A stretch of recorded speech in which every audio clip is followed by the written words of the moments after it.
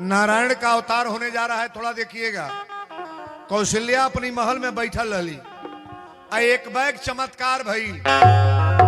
चमत्कार भइल तो नारायण 4 गो हाथ चतुर्भुजी लोग के अली, 4 गो तार भी जादू बढ़िया रे,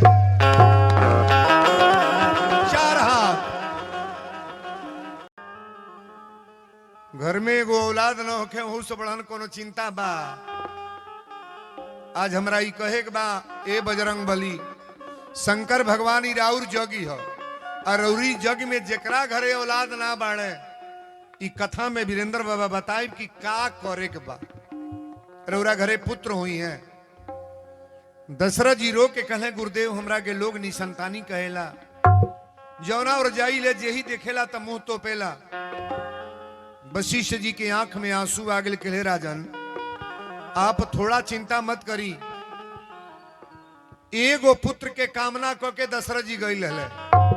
अब वशिष्ठ जी को देवे जाता है, कोगो कि धरहु धीर होई हनि सुत चारी, धरहु धीर होई हनि सुत चारी, धरहु धीर होई हनि सुत चारी, धरहु धीर होई हनि सुत चारी, धरहु धीर होई हनि सुत चारी, त्रिभुवन विदित भगत भवहारी, त्रिभुवन विदित भगत भवहारी, त्रिभुवन विदित भगत भवहारी, त्रिभुवन विदित।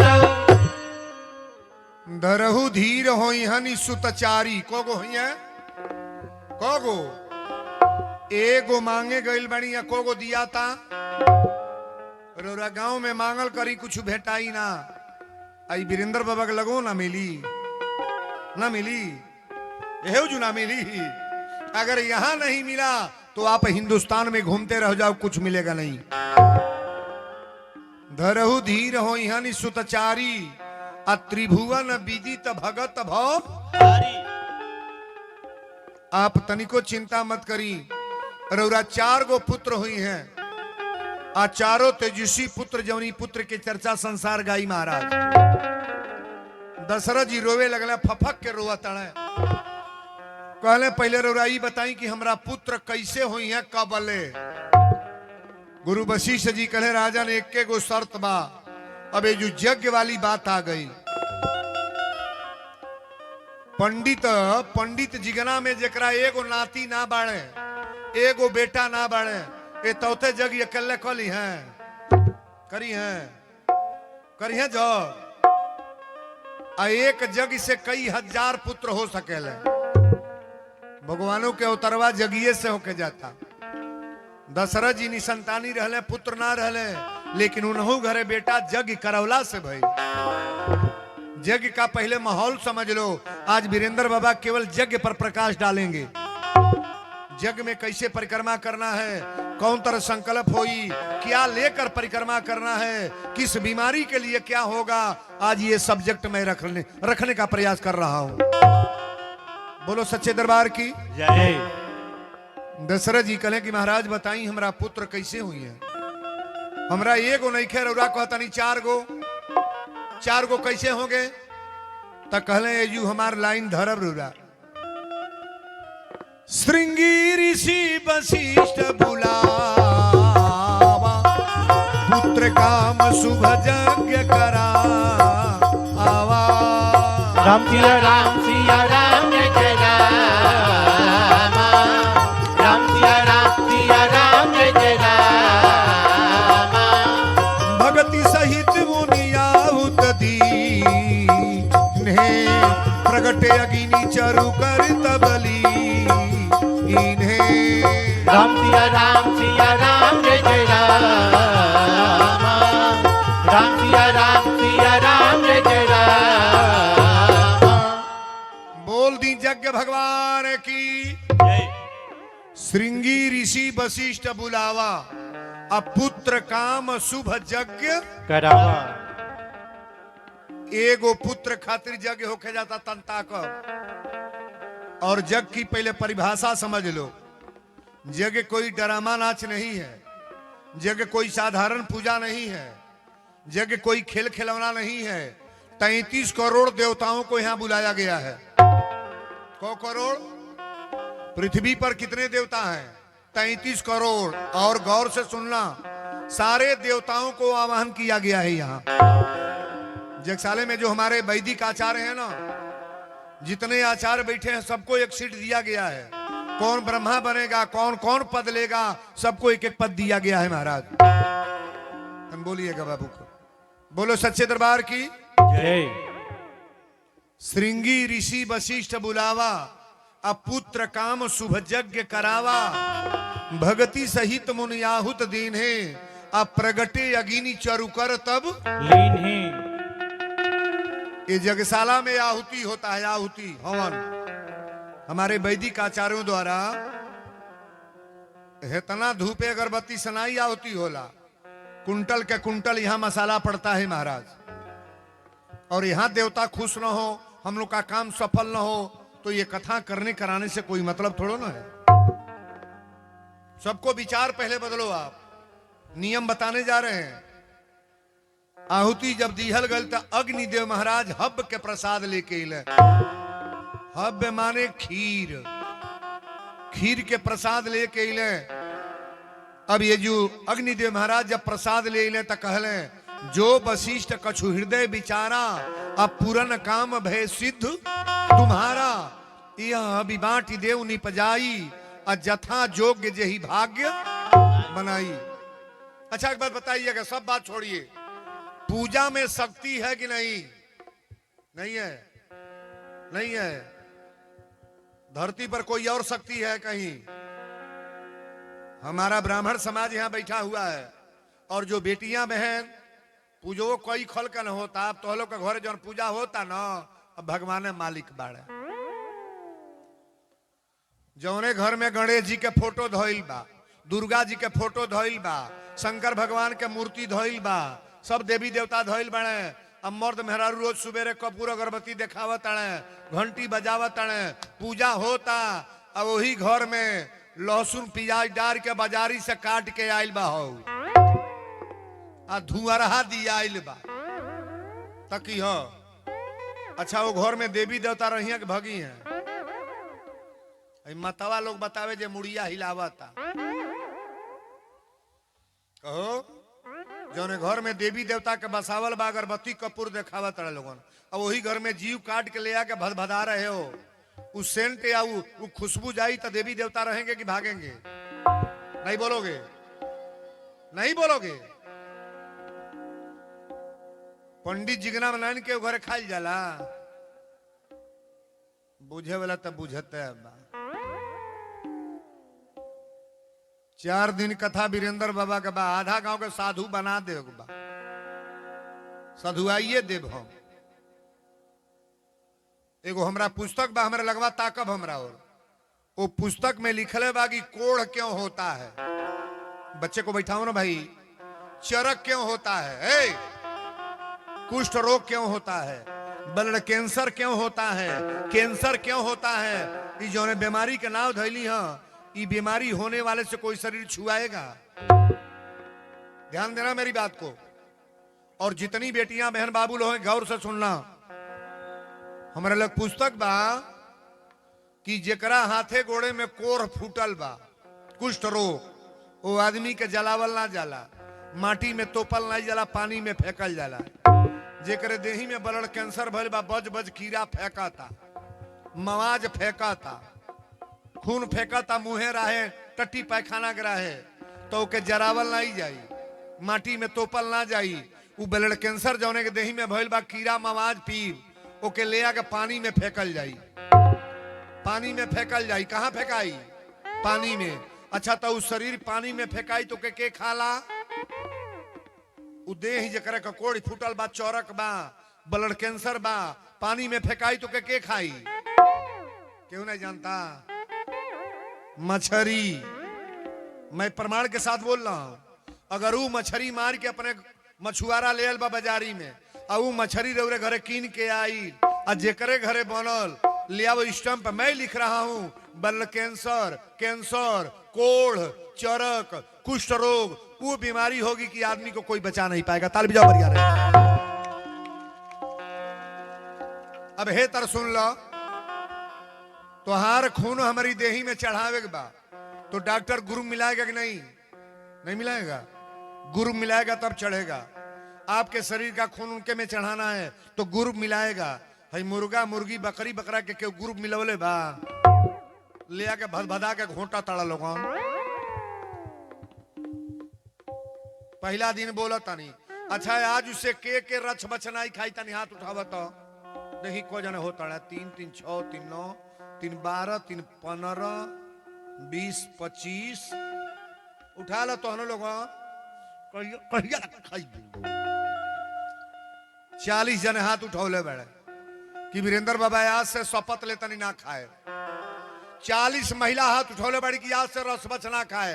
और जे जे हाथ उठौले बा, हे दुर्गा माई, हे हनुमान जी, ओकरा घर में बरकते होके, कबो रोवाई न सुना, कबो कोनो आकस्मिक घटना न होके, ओकर घर रज गज भरल रहो। तनी मर्दो लोग उठाइबा लोगन देही को जाने छोड़ा ताणे 10 10 20 30 40 50 जने न हो हाथ उठा दिया। कहो 100 जने के सधुआ देने की ना, 100 जने साधु भइले ना भइले। हे तर सुन ला, ताका हमारी हो। सोने के सीकड़ कीमती बा कि तुलसी के माला? तुलसी का माला। सोने के सीकड़ पानी में फेंको तो डूब जाएगी ना, ना डूब जाएगी। और तुलसी का माला कभी डूबेगा?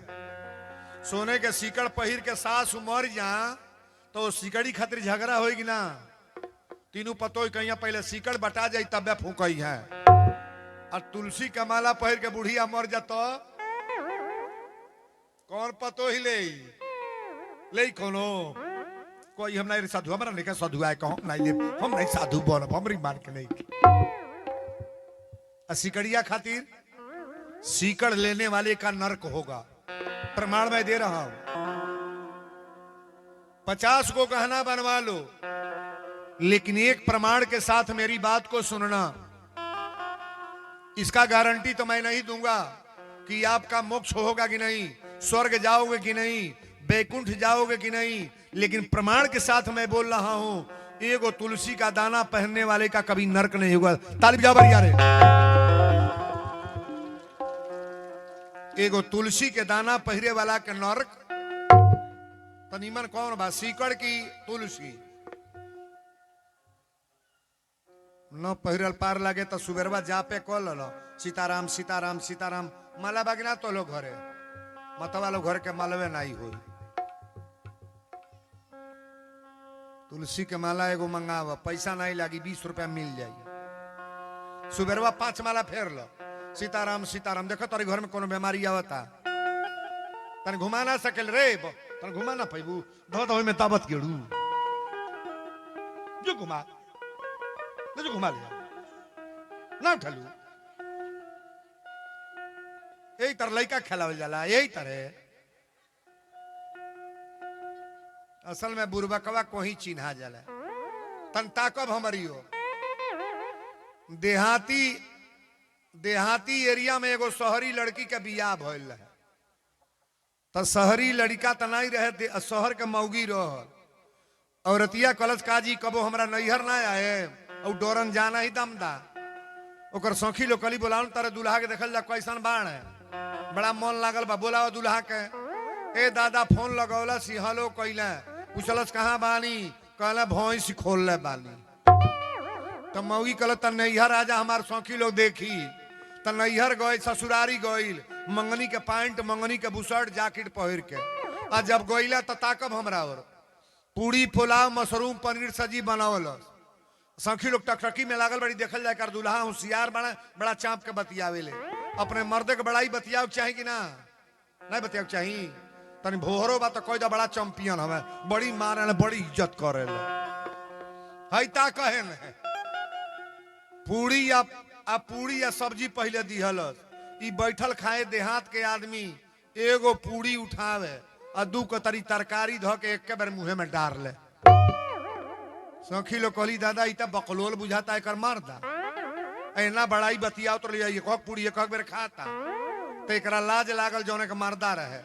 हे तरह पलटा लेके आ फटके पर खटखटावलस, तब तक कहलस मलछऊ यही खातिर इज्जत बेइज्जत करे आइल बढ़ता एक पुड़िया काहे एक बेर खा तड़, एक पुड़िया 1/2 दू टुका कह के खाए मलछऊ, हमर बेइज्जती होता। अब एगो पूरी बुझला कि बुझाता कहतिया भूखाई लड़बा त का एक होगो खा तड़, दू पूरी खा। उ त कहलस एगो पूरी 2 टुका कर, अब एगो पूरी धर ए 2 गो पूरी धर इतना तरकारी धर के एक बार मुंह में पेश ले। मौगी कहलस हमार करम फूट गए कर साथे बियाह हो गो। आइने सखी हंसत आलो, जब जानी गइल कि अब ए तरह नहीं मानी थे तरह कपड़ा पर हथवा लगा के मौगी कहलस हमार करम फूट गइल, हमार तकदीर फूट गल, तारे साथे बियाह हो गो। मर्दा बुझलत बुझाता ई कहतिया कि पुड़िया उठाव तो पहले कपारे पर सटाव तो मुंह में डाल, तो पूरी 2 गो लेके कपारे पर सटावे तो मुंह में डाल। मौगी पलटा लेके खाते रह तबे कहल चल तारे घरे चल, हमारी इज्जत तो बना दिहल। बढ़िया मर्दे के ना मेहरारू सिखाई। अब मौगियो बड़ा मास्टर नहीं बाड़ी, एगो पढ़ल लिखल प्रोफेसर मर्द रहे गंवार मेहरारू मिल गए। मौगी हस्बैंड कहे के ना जाने, मर्दा कॉलेज की देख कहीं चलब तो हस्बैंड कहिए मेरे हस्बैंड है। डिप्टी पर गई मैनेजर रहना बैंक के, कुर्सी पर बैठ गई 4 गो मेहरारू अली कहली बहन जी ये कौन है, तो अभी पढ़ौले रह कि हस्बैंड कहिए हस्बैंड।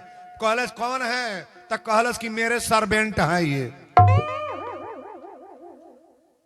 कुर्सी पर से छोड़ गए कहले क्या कही हो, तो सर्वेंट तो कहली हो, कहले हस्बैंड कहलेंगे सर्वेंट। सर्वेंट माने सर्वेंट मीन्स नौकर, हस्बैंड मीन्स आदमी होता है ना। उल्टा सीधा बकने का काम ना करो आप। बोलो सच्चे दरबार की जय। श्रृंगी ऋषि वशिष्ठ बुलावा, ये जो बीच में बात बोलता नहीं ये केवल गंवारपन के लिए है, ऐसा ना सोचना कि ये भी कथा है। ये कथा नहीं हो, ये तोहन लोग का कथा है जौन कर तड़ा लोग कथवा तो हेलने बा। श्रृंगी ऋषि वशिष्ठ बुलावा, पुत्र काम शुभ यज्ञ करावा, भक्ति सहित मुनियाहुत दीने, अब प्रगटे अग्नि चरु कर तब।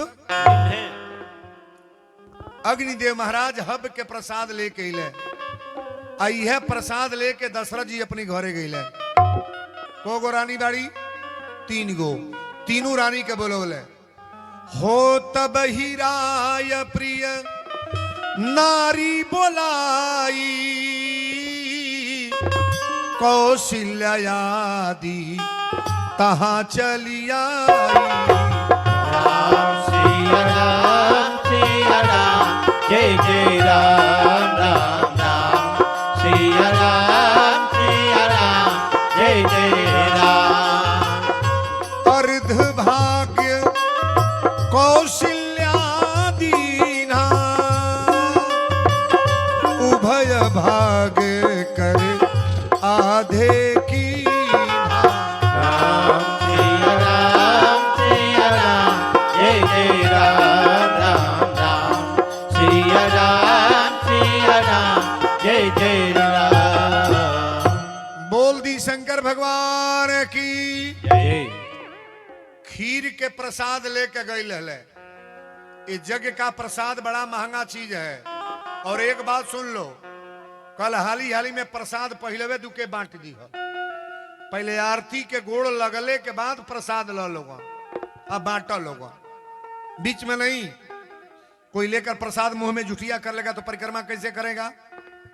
प्रसाद लेकर के कहीं गठिया लो और परिक्रमा करने के बाद प्रसाद मुंह में डालो। आप अगर फल लेना है तो जैसे नहीं तैसे करना है तो करते रहो। आरती जब वीरेंद्र बाबा करा लें आरती को प्रणाम कर लो, उसके बाद प्रसाद लेने का प्रयास करो। आप हाली हाली नहीं, ये कथा आपको बदलने का प्रयास मैं कर रहा हूं कि जग हो रहा है तो जग में बदलने का प्रयास करो। आप बोलो सच्चे दरबार की जय। प्रसाद ले गए ना तो तीनों रानी के बोलोले अर्ध भाग्य कौशल्या दीन्हा। कौशल्या जी के को पुत्र हैं? उठाइएगा हाथ। एक। केकई के को पुत्र हैं? दो अंगुरी वाला सब गलत होता। केकई के क्या नाम है? केकई के पुत्र का नाम भरत, और कौशल्या के पुत्र का नाम क्या नाम है? राम। और दूगो पुत्र के करा हुआ। ये प्रसाद का कमाल है। अर्ध भाग्य कौशल्या दीन्हा, आधा प्रसाद कौशल्या के दिया गई। उभय भाग करे आधे कीन्हा, आधा प्रसाद जौन बचल ओमे 2 टुकड़ा करके 1 टुकड़ा केकई के दिया। एक टुकड़ा प्रसाद लेके दशरथ जी हाथ पर सोचत रहे, ये अपने आप 2 टुकड़ा हुआ है महाराज। और कौशल्या और सुमित्रा से केकई से अनुमति लेके दशरथ जी 2 टुकड़ा के देले बने। के सुमित्रा के। सुमित्रा कल ये दीदी तो लोग तो 1-1 टुकड़ा पौले बड़ू, तारा 1 पुत्र हुई हैं, हम 2 टुकड़ा पौले बनी। अगर हमरा 2 गो हुई हैं तो 1 पुत्र के तोहरी पुत्र के सहायता में लगा दे, 1 पुत्र के तोहरी पुत्र के। राम के सहायता में के भेले बड़ी? लक्ष्मण के। अब भरत के सहायता में यानी लक्ष्मण जी के भाई हैं शत्रुघ्न महाराज। बोलो सच्चे दरबार की जय। प्रसाद लोग पा रही हैं, थोड़ा ताली बजा के गा ले हम लोग कि आजू भला मैं बारी बारी सगुना। आजू भला मैं बारी बारी सगुना, आजू भला मैं बारी बारी सगुना। बारी बारी सगुना रे, बारी बारी सगुना। बारी बारी सगुना रे, बारी बारी सगुना। बारी बारी सगुना रे, बारी बारी सगुना। आजू भला मैं बारी बारी सगुना। आजू भला मैं बारी बारी सगुना, आजू भला मैं बारी बारी सगुना। अरे गाई के गोबर गंगवतिया माटी, गाय के गोबर गंगवतिया माटी, गाई के गोबर गंगवतिया माटी। अरे रची रची चौका पुराए मैं बारी बारी सगुना। आजू भला मैं बारी बारी सगुना, आजू भला मैं बारी बारी सगुना, आजू भला मैं बारी बारी सगुना। बोल दिए अयोध्या धाम की। जय। हमारी बहनें थोड़ा गौर करेंगी, पूजा का तरीका पहले जान लो। ई प्रसाद दशरथ जी अपनी तीनों रानी के दिहले। तीनों रानी प्रसाद पौली। जा दीनते प्रभु गर्भ ही आए, आ तीनों लोक सुख संपत आए। तीनों रानी गर्भवती हो गई। अब जेकरा घरे औलाद ना बढ़े वो हमरा और ताको, जेकरी घरे पुत्र ना बढ़े। बिहने से नियम रउआ जान ली परिक्रमा के। लाल फूल रउआ ले ले, 5 गो मिल जाता 5 गो ले ली, 2 गो मिल जाता 2 गो, और न तो 1 गो मिले तो 1 गो। लाल फूल लेकर जगसाले पर आएंगे। अगर हस्बैंड है तो साथ में ले लेना, हस्बैंड नहीं है तो अकेले आओ।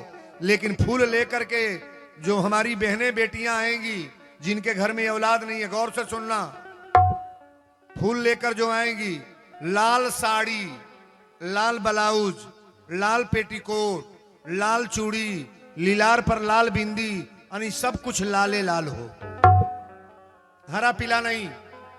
मैं नियम बता रहा हूं, इसको जान लो पहले। हमारे यज्ञ आचार्य जो हमारे श्री माननीय श्री कैलाश मिश्र जी जो पंडित आचार्य हैं ना, आप आचार्य जी से संकल्प कराइएगा कि बाबा हम पुत्र के लिए परिक्रमा करना चाहती हूं, तो पुत्र का संकल्प करेंगे कि वो औलाद के लिए संकल्प हो रहा है। जो परिक्रमा होता घूमल जाता वो ना के छुच्छा घुमाता के वो उतर घुमाता, बिना संकल्प का परिक्रमा नहीं। पहले जान लो आप, ये परिक्रमा आपको नुकसान कर देगा। जैसे नहीं तैसे नहीं करना है। शंकर जी की जगह है और हनुमान जी विराजमान हैं। आप अपने मन का कार्य करोगे तो ये सारी कथा फेल हो जाएगी।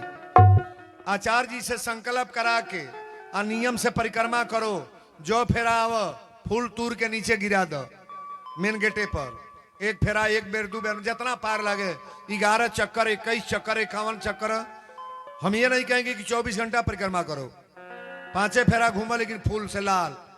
आखिरी दिने अपनी हाथ से हवन करना है। जगसाले में हवन होगा।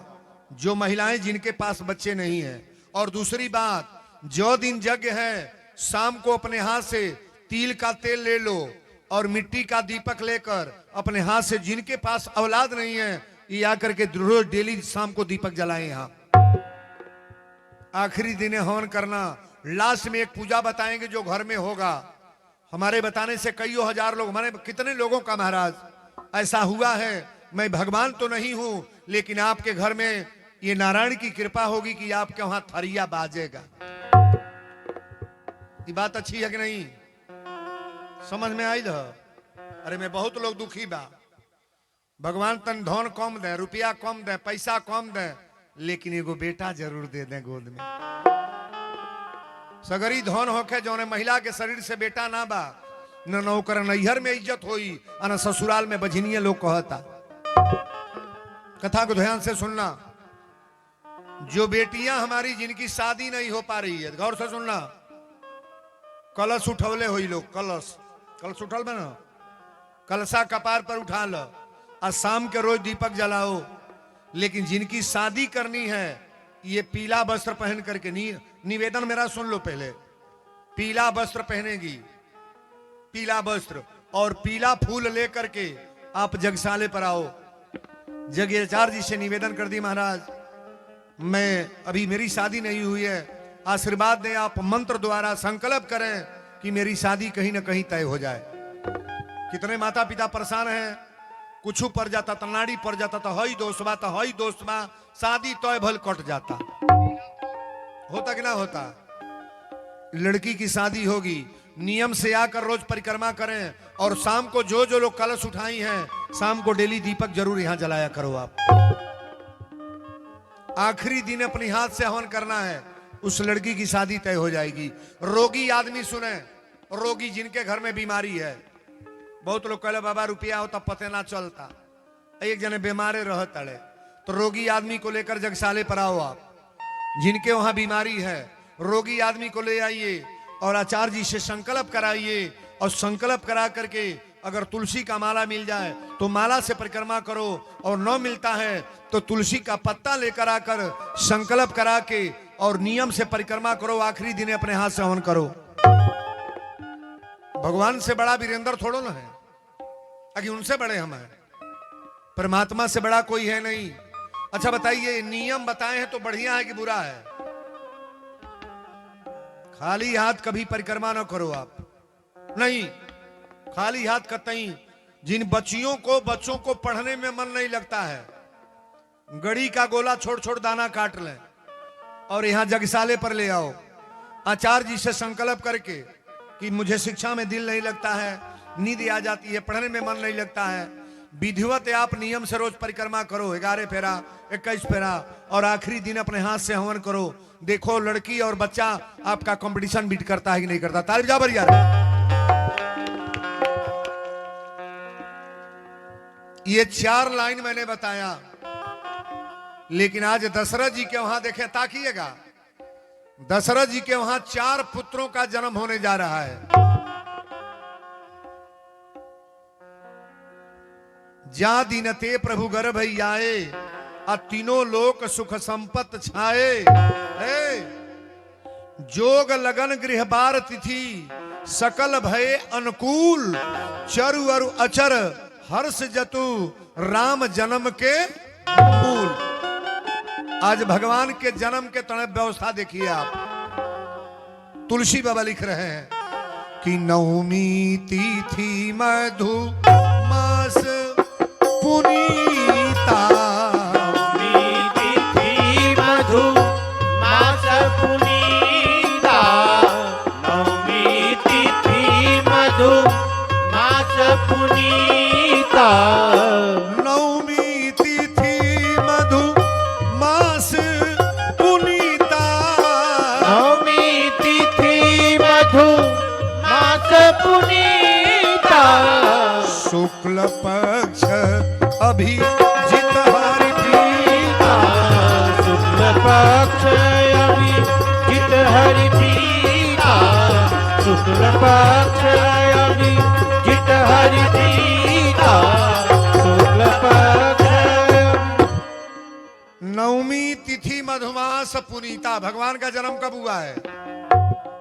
अच्छा, होली के बाद कौन त्योहार आई? भाई कौन त्योहार पड़े जाता? नवमी। भाई कौन त्योहार पड़े जाता? पहले फगुआ बा कि पहले नवमी बा? अरे दादा, बुढ़िया कहती है नवमी पड़ा था। अजब लीलाधारी तो हम लोग बाड़े लोग। मध्य दिवस अति शीतल धामा, पावन काल लोक विष रामा, सोय अवसर बिरंच जब जाना, चले सकल सुरसाज विमाना। भगवान की अवतार के समय में सारा देवता अयोध्या जा रहे हैं। तनिको जकरा लग दिमाग रहल होई, उ कुंभ गइल होई कि ना गइल होई। कुछ लोग के तो सजी रहल, लेकिन बेटा मर्द जहई नहीं दिला। जैबू में दबाए, जैबू में मुंह है, जैबू हई करे। बेटा मर्द के साथे केहू जाई। कहीं तीर्थ धाम में देखा, तीर्थ धाम कहीं लागे है जो पूछो ना, पतोहो लोग सुन ले, एजू आवे खातिर के उससे पूछे के नहीं बा। मर्द कहता न जो तबो न मनी हो, सास कहती न जो तबो न मनी हो, ससुर कहता न जो तबो न मनी हो। उस साथे हमरा जाई ना, आके बरियाई से कथा में बढ़ जा। बूढ़ो लोग सुन ले, बेटा अगर कहता माई न जाइए, अम्मा न जो, पतोई कतिया माँ जी न जाई, बरियाई से चली आवा, केहू कर रोकले पर ना रुको। भाई काम बढ़िया है कि नहीं है? बेटा पतोई कोनो साथे जाई केहू। ये अपने लिए हम लोग कर रहे हैं। जहां जहां धर्म होखे, सुंदर काम होखे, केहू से पूछले की जरूरत ना बा। हाँ, कहीं झगड़ा होता हो पंचायत में न जाई हो, केहू घर लड़ाई भल बा सास पतोई में फरियावे न जाई हो, केहू घर लगावे बजावे न जाई हो, ई कार न कर।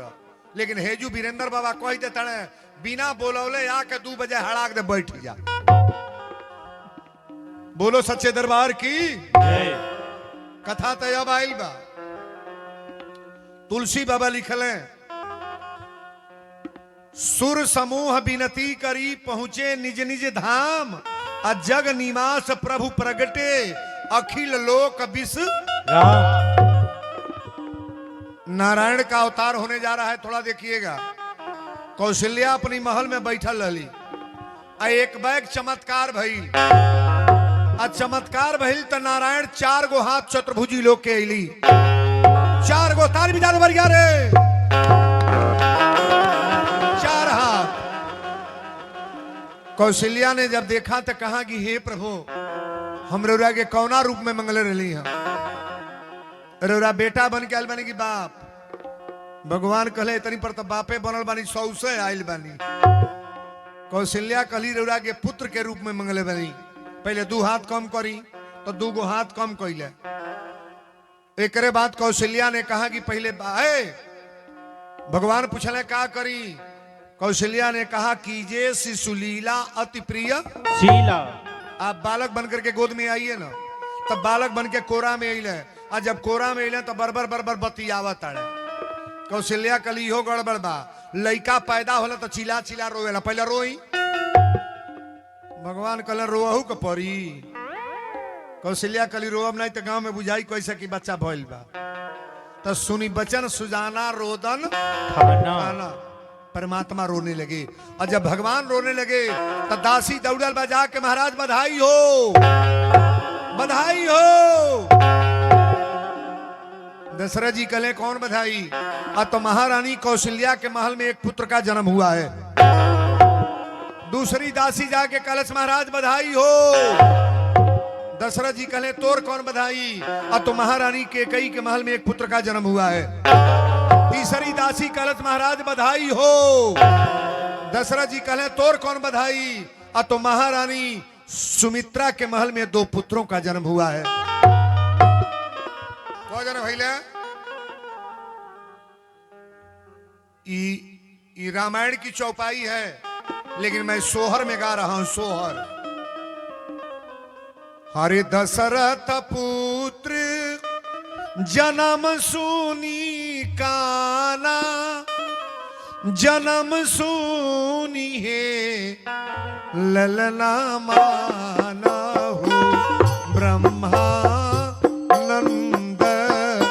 समाना जन्म सुनी है ललना माना हो ब्रह्मानंद समाना जन्म सुनी है।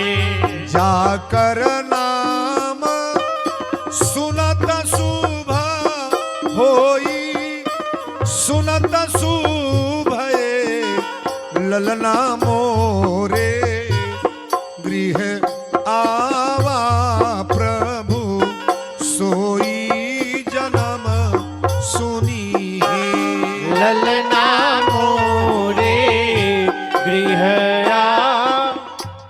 अब पैसा केहू न दे चल वीरेंद्र बाबा कह तड़ी के खुशी पर हम देता नहीं मार करेजा गदगद बा उमरावती हरदी से आयल बड़ी चल अभी रुपया क्यों न ले कथवा सुना जा पहले बड़ी सोहर गीत बा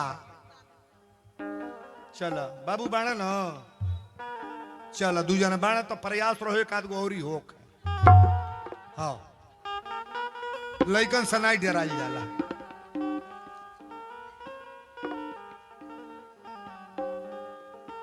हम आशीर्वाद दे ले जरा 2 गो बाड़ा कह जरे 2 गो औरी होक है हम नहीं प्रबंध नहीं कहले करे के।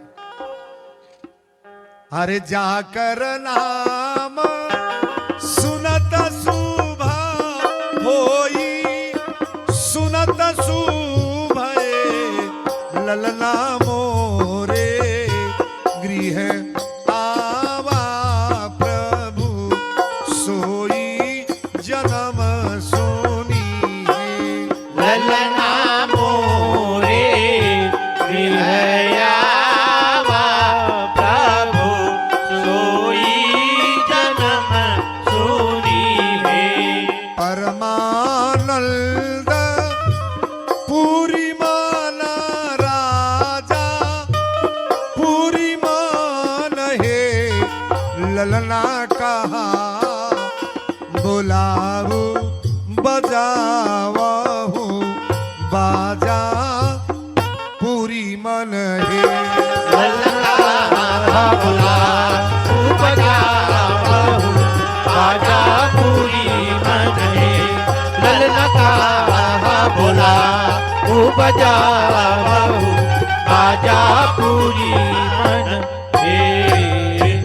परमानंद पूरी मन राजा आ कहा बोलाऊ बजावहु बाजा ई हमारे वाला सोहर रहल त नौरा पाँच वाला सोहर एक लाइन गा लीजा भगवान के जन्मोत्सव भइल बा कस के गई लोगन।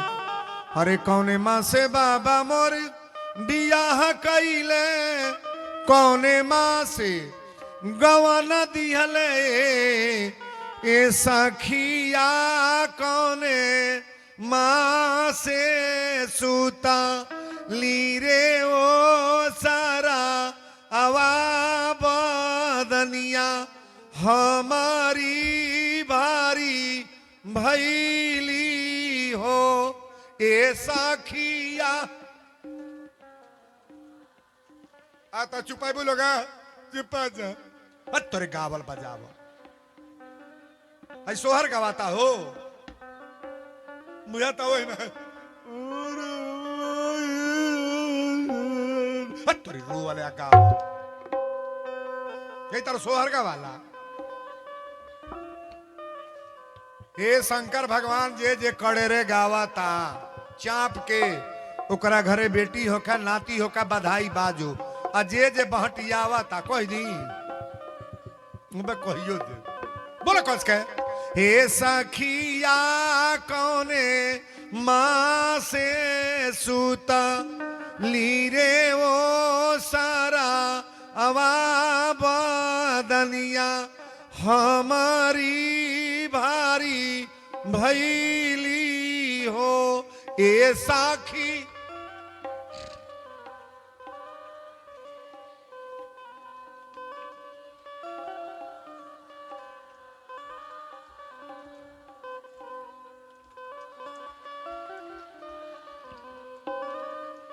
जे कबो नहीं गोले वो हो में आऊं आऊं करता 4 साल वीरेंद्र बाबा है तो ट्रेनिंग दिवा दे सबे गावे लायक हो जाए। अच्छा बताई बड़ा भागी होला तेकरे घरे थरिया बाजेला अब बड़ा भागी होला त नाती के भैला पर सब घर भर नाचेला भगवान के जन्मोत्सव बाद 2-4 जना नाचे वाला खड़ा हो जा बाकी उगना तैयार आगे तन 2-4 जने आ जा तन ताली बजा के सब लोग भाव से नाच ले अरे बारे ललना हो अरे दुलारे ललना आंगन में खेले बारे ललना आंगन में खेले बारे ललना नीक लगा था बिना नाच के अबे हरदी चढ़त तबो तोहलो नाच ताड़ू बारात परछावन हो तो तबो नाचा ताड़ू पूरा मारता अब का कहीं हो भाई भगवान के जन्मोत्सव में ना नाचोई आगे आ जाओ आगे तनी कमरा एक आध बार घुमा लेना इधर आई अंगना में खेले बारे ललना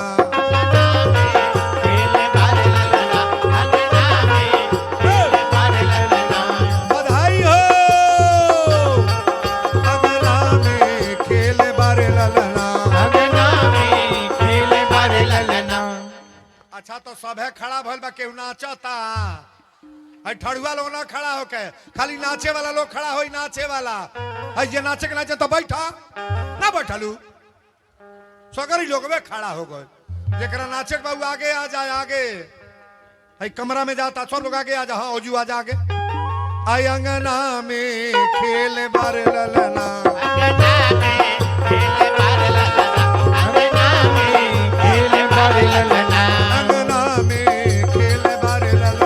अंगना में खेले बारे ललना अंगना में खेले बारे ललना बारे ललना हो दुलारे ललना बारे ललना हो दुलारे ललना बारे ललना हो दुलारे ललना अंगना में खेले बारे ललना अंगना में खेले बारे ललना अंगना में खेले बारे ललना अरे धगरिनी बोलावा नारा कटन के धगरिन बोलावा नारा कटन के धगरिन बोलावा नारा कटन के धगरिनी के देव सोने हसुआ धगरिन के देव सोने हसुआ धगरिन के देव सोने हसुआ आई कमेटी के बच्चे 2-4 गो आ जाए गवा है नौका नौजुवक मंगल दल आ लोग आगे है ने उदास लगातार है ने आगे अरे भाई लाइव कथा चल रही है क्या आप लोग सोच रहे हो आगे आगे भाई लाल बंडी वाले चलो हाँ तो बाबू कैसन तो हलो बाड़ा हो ना आगे तनी अगवा आ जा लोग अगवा कमरवा में हेजू अरे धगरी नी अच्छा तो लो डीजे पर नचवा लोगन ना ला लोगे ये गांव के कितना नौजुवक मंगल दल कमेटी के लोग हैं भाई भाई सारी महिलाएं नाच रही हैं तुम लल जा रहे हो अरे धगरी नी बोलावा नार कटन के बोलावा नारा कटन के धगरिन बोलावा नारा कटन के धगरिनी के देव सोने हसुआ धगरिन के देव सोने हसुआ धगरिन के देव सोने हसुआ अरे ननद के बोलावा सौरी लिपि के ननद के बोलावा सौरी लिपि के ननद के बोलावा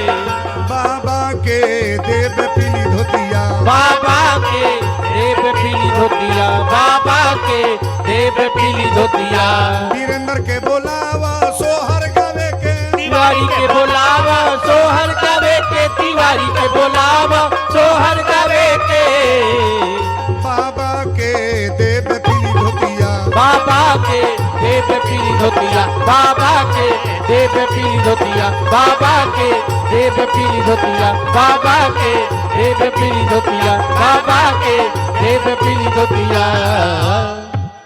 वाह। हे भोलेनाथ, रौरा दरबार में आज भगवान के जन्मोत्सव में जितना लोग नचले बा ओकरा दुआरे पर मंगले मंगल होखो। अमंगल कबो न सुना, खुशिये खुशी सब लोग रहे। और जे नहीं नाचल ते थपड़िए बजावल ह, वो बहुत बढ़न बा। बैठ जाइए, कथा तय बाइल बा, ध्यान दे।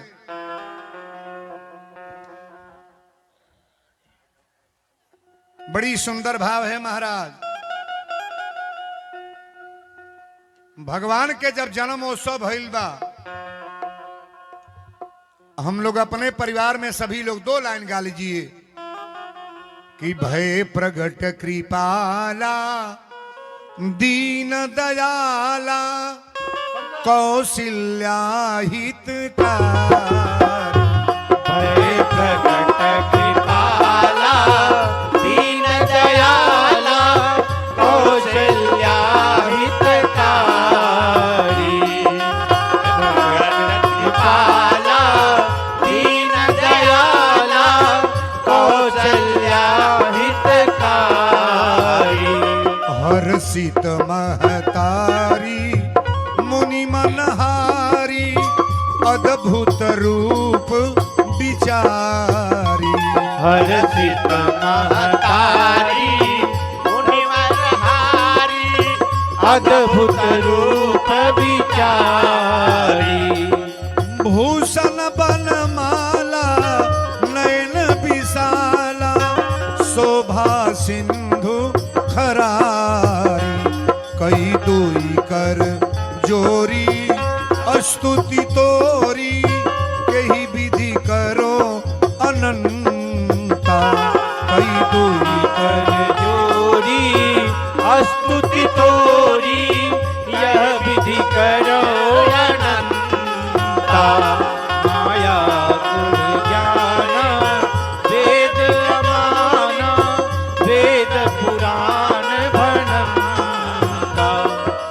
माया गुण ज्ञाना इत अमाना वेद पुराण भनंता। करुणा सुख सागर सब गुण सागर यही गावे सुखी संता। करुणा सुख सागर सब गुण आगर यही गावे सुखी संता। सोम महित लागी जन अनुरागी प्रगय भयउ प्रगट श्री संता।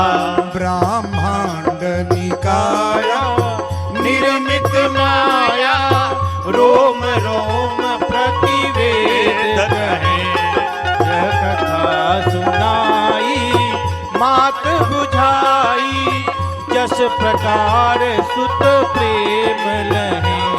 उपजा जब ज्ञाना प्रभु मुस्काना बहुत विधि कीन चहे। कही कथा आई मात बुझाई जस प्रकार सुत प्रेम लहे। माता पुनि बोली सोमति डोली तजहु तात यह रूपा। कीजे शिशुलीला अति प्रियशीला यह सुख परम अनोपा। सुनी बचन सुजाना रोदन ठाना होई बालक सुरभूपा। यह चरित्र जो गावे हरिपद पावे सोन परे भवकूपा। यह चरित्र जो गावे हरिपद पावे सोन परे भवकूपा। विप्रधेनु सुर संतहित लीन मनुज अवतार। निज निज इच्छा निर्मित तनु माया गुण गोपाल। प्रेम से बोलो जा रामचंद्र की जय। तनी बीचवा में 1 मिनट ब्रेक ले। ए बैठ जाओ बैठ जाओ, बीच में 1 मिनट ब्रेक। आज कथा ही केकरा केकरा बढ़िया लगा तो तनी हाथ उठाए। देखी कथा के दुश्मन को गोयल बने उठावा तो बरिया रे, ताली बजा बरिया रे। तनी बैठल रह प्रेम से। भगवान के जन्मोत्सव में 5000 के दानी के हुए जुआल बा कि ना? 5000 वाला। हे सीताराम तेरी आरती गाऊं, हे सीताराम तेरी आरती गाऊं, हे सीताराम तेरी आरती गाऊं। चरणों से निकली है गंगा प्यारी, चरणों से निकली है गंगा प्यारी, जिसने सारी दुनिया को तारी, जिसने सारी दुनिया को तारी। उन चरणों पे मैं तो बलि बलि जाऊं। हे राजा राम तेरी आरती गाऊं, हे राजा राम तेरी आरती गाऊं। सुख दुख जीवन प्यारे साथी आप हो, सुख दुख जीवन प्यारे साथी आप हो। मेरे तो एक प्रभु जी नाथ हो, मेरे तो एक प्रभु जी नाथ हो। उन चरणों पे मैं तो बलि बलि जाऊं। हे राजा राम तेरी आरती गाऊं, हे राजा राम तेरी आरती गाऊं। जगमग जगमग ज्योति जलाए आरती कर रघुरैया के, जगमग जगमग ज्योति जलाए आरती कर रघुरैया के, जगमग जगमग ज्योति जलाए आरती कर रघुरैया के। सब मिलजुल के आरती गावा सीता जी के सैया के। सब मिलजुल के आरती गावा सीता जी के सैया के, सब मिलजुल के आरती गावा सीता जी के सैया के। अरे जगमग जगमग ज्योति जला के आरती कर रघुरैया के, जगमग जगमग ज्योति जला के आरती कर रघुरैया के, जगमग जगमग ज्योति जला के आरती कर रघुरैया के। राम लक्ष्मण भरत शत्रुघ्न अयोध्या के रहवैया के, राम लक्ष्मण भरत शत्रुघ्न अयोध्या के रहवैया के, राम लक्ष्मण भरत शत्रुघ्न अयोध्या के रहवैया के। दोनों हाथ ऊपर उठाइएगा। अरे जगमग जगमग ज्योति जला के आरती कर रघुरैया के, जगमग जगमग ज्योति जला के आरती कर रघुरैया के, जगमग जगमग ज्योति जला के आरती कर रघुरैया के, जगमग जगमग ज्योति जला के आरती कर रघुरैया के।